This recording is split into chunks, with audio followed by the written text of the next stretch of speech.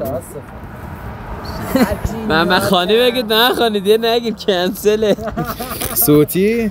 آره بگو من خانی دیگه نگید کنسله. زنبسته هم تات قسکت بگیره بگاره سولاخ میشه.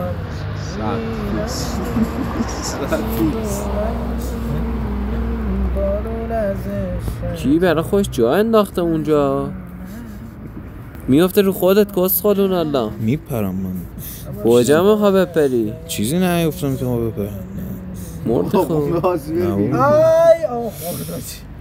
ما اینو بزنش تا نیمده بالا این متیه بذار من بگیرم ناموسم بذار بیام بالا من بگیرم بگیر بابا خودت 140 زدی بقا منم بزنی در کو تا بقیه هم بزنن بعد با هم میره همه با هم علی میگیره خوب شیرت داد جنگ ای دنگایده فرار کرد برقش کن متین فرار کرد علی ابناک گیری خیر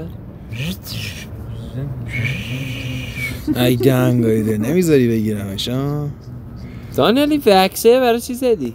درد میکنه خب کجا درد میکنه خواهی برای یه عکسی بگیر میرم شاید شکسته بیمه نه باش بیمه نه هشتاش خیلی میشه نه من میرم شده یه روز بعد از اون نه وقتی روش داری تمرین میکنی هیچی نیست از همون روزی که من آشفتم وقتی روش داری پرستی نمیزنی پس هیچی نیست دستش خدا نه خودم مراقبش میکنم چه کار میکنی؟ خودت چه کار میکنی؟ من وکس دیگه با وکس سرطشو هم میارم ای کسی میتی میخواد بیاد اینو بگیره باشه این بازی که من دارم میبینم ناموسا مال بچه ها هم 5-6 ساله باش نمیدونی چه کسایی توش بازی میکنن بیاید پایین من گفتم امیر میخواد اینو بزنه فقط برن یعنی قشنگ معلوم بود امیر میخواد اینو بزنه بنداز غرق شید متین رو غرقش کنید باشید موج بگاهیه